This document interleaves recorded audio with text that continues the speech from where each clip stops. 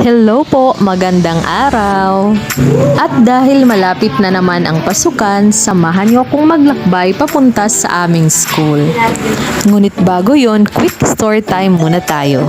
Ang Danau Elementary School ay isang upstream barangay school ng Taft District. Ito ay isang multi-grade school na mayroong 3 teachers. Ngayon naman, samahan niyo kung maglakbay papunta sa aming school gamit ang motorboat o sampan kung tawagin dito sa amin. Una, nagpapahatid muna kami gamit ang motorcycle papuntang Taft o di kaya naman ay nagko-commute tuwing umuulan. Dito naman sa pantalan na ito namin hinihintay ang aming mga estudyante kasi karamihan sa kanila ay nakatira dito sa baybay. Hihintayin namin sila hanggang lahat na ay nandoon at aalis na din kami kaagad. At ito po ang inyong makikitang view papunta sa aming school.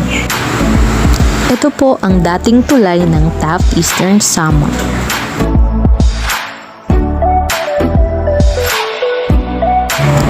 Ito naman po ang Danau Bridge. Ang travel time naman po papuntang aming school ay nag-range from 45 minutes hanggang 1 oras depende po sa takbo ng inyong sampan. Karaniwang hanap buhay ng mga taong nakatira sa tabing ilog ay ang panghuhuli ng kinis o mud crabs. Yung ilan naman po sa kanila ay gumagawa ng pawod na ginagamit sa paggawa ng bubong.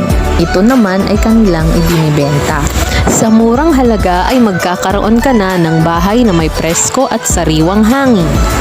Marami pa po tayong pagdadaan ng palikulikong daan at sa kabutihang palad wala pa naman akong naririnig na may nakitang buhaya dito.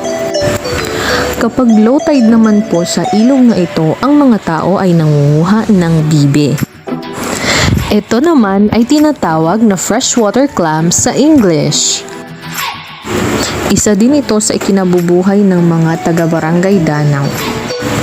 At alam nyo ba na meron ng mga anak na nakapagtapos dahil lamang sa pangunguha at pagbibenta ng bibe?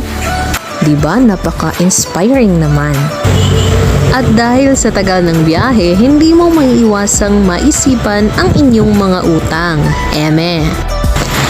At iyon na nga po, after ilang minuto, nakarating na po tayo sa ating destinasyon. Welcome to Danau Taft Eastern Samar.